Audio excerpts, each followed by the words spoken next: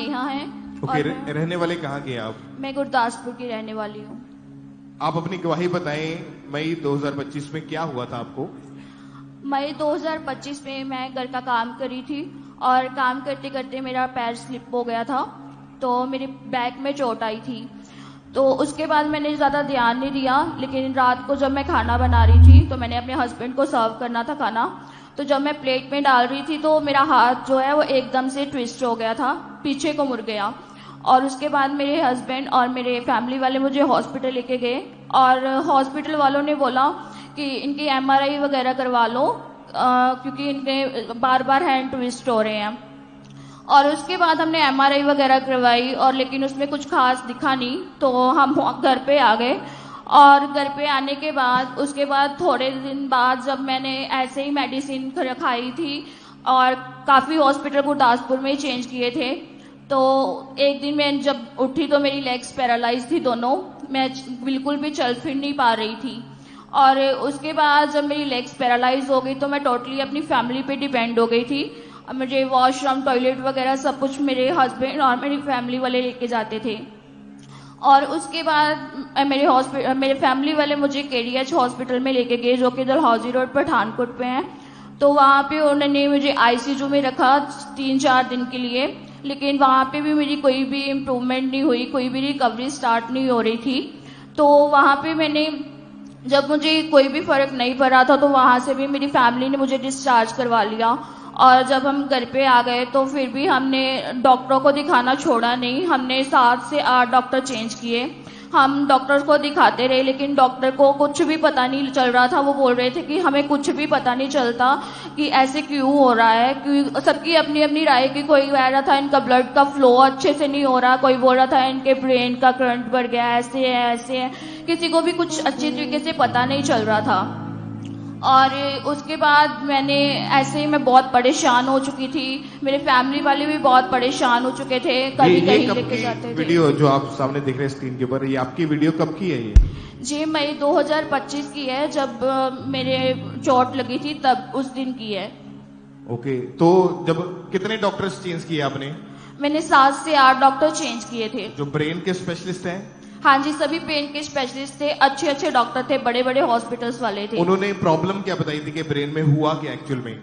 उन्होंने ऐसा बोला था, सबकी अपनी अपनी राय थी, कोई किसी को अच्छे से पता ही नहीं चलता था। वो बोल रहे थे ऐसा केस हमने पहली बार ही देखा है, हमें पता ही नहीं चल रहा क्या हो रहा है। तो इस चीज का हल मतलब क्या कर रहे थे, कैसे इलाज चल रहा था, क्या बोलते थे डॉक्टर्स?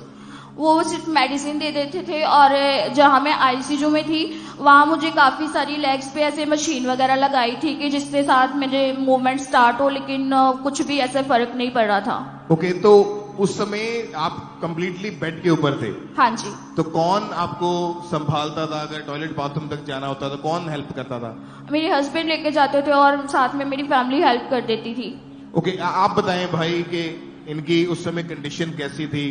मतलब इनका चलना फिरना तो टोटली बंद हो चुका था, तो क्या बोलते थे डॉक्टर? आपको क्या लगता था कि ठीक हो पाएंगे या नहीं? क्या सिस्टम था उसमें? तो यही बोलते थे कि मतलब कि मेडिसिन दे देते थे, कि एक मेडिसिन उन्होंने दी थी कि बहुत सारी जिंदगी खानी पड़ेगी, कि उन्होंने एक मेडिसिन दे दी थी, सारी उम्र दवाइयां खानी पड़ेगी। हाँ जी। तो बहन आप बताएं कि कैसे परमेश्वर ने आपको चंगाई दी, कैसे आजाद हुए इस बीमारी से आप? उसके बाद मुझे एक मेडिसिन डॉक्टर ने दे दी थी, जैसे मुझे हाथ पैर मुड़ जाते थे मेरे, तो उसके मतलब कंट्रोल करने के लिए उन्होंने एक मुझे टैबलेट लगा दी थी। वो बोलते थे कि सारा टाइम लाइफ टाइम खाओ, अगर ये आप टैबलेट खाओगे तब भी आपका पैनिक अटैक जैसे ये हो रहा है, आपको हैंड ट्विस्ट होते हैं, तो तभी अच्छा रहेगा, नहीं तो अगर आप ये मेडिसिन छोड़ दोगे तो फिर से वही हाल होगा। तो फिर उसके बाद मैंने 6 जुलाई 2025 को जूम लेहैंड के द्वारा पास्टर जी ने मेरे ऊपर प्रार्थना की थी, और उस दिन के बाद से मेरी रिकवरी होनी स्टार्ट हो गई। और फिर मेरी मूवमेंट स्टार्ट हो गई, धीरे धीरे मैं चलना स्टार्ट हो गई, और आज तक मैं पूरी तरह से हील हो गई हूँ और मैं इस सारी बीमारी से फ्री हूँ। और जो ब्रेन के अंदर डॉक्टर ने प्रॉब्लम बताई थी वो भी पूरी तरह से खत्म हो चुकी है? हाँ जी। आप चल के देखिए सिस्टर, चलिए, भागिए, परमेश्वर की तारीफ करें क्रिसिया, अपने हाथों को उठाते हुए क्रिसिया थैंक यू जीसस बोलते हुए उस जीवित परमेश्वर के नाम को महिमा दें। इस बड़ी गवाही के लिए, इस बड़ी चंगाई के लिए परमेश्वर का थैंक्स करें। आज भी जो लोग हीलिंग हॉल में आप बैठे हुए हैं, जो लोग बीमार हैं, जो चल नहीं पाते हैं या छड़ियों शिकंजों का इस्तेमाल करते हैं, जब आज आप प्रार्थनाओं को ग्रहण करोगे, आज बीमारियां आपकी बॉडी को छोड़ के जाएंगी। चाहे आप चल नहीं पाते हैं, आपको लगता है डॉक्टर ने बोल दिया ये बीमारी जाने वाली नहीं है, इनको भी डॉक्टर ने ये बोल दिया था कि सारी उम्र दवाइयां खानी पड़ेगी। अभी आप कोई मेडिसिन नहीं ले रहे, कोई ट्रीटमेंट नहीं चल रहा आपका? नहीं, बिल्कुल ठीक है भैया। हाँ जी। थैंक यू जीसस बोले इक्लेसिया। आज आपकी हीलिंग का, आपकी गवाही का दिन यीशु मसीह के सामर्थ्य के नाम में अपने हाथों को हिलाते ऊंची आवाज में hallelujah, thank you Jesus, thank you Jesus.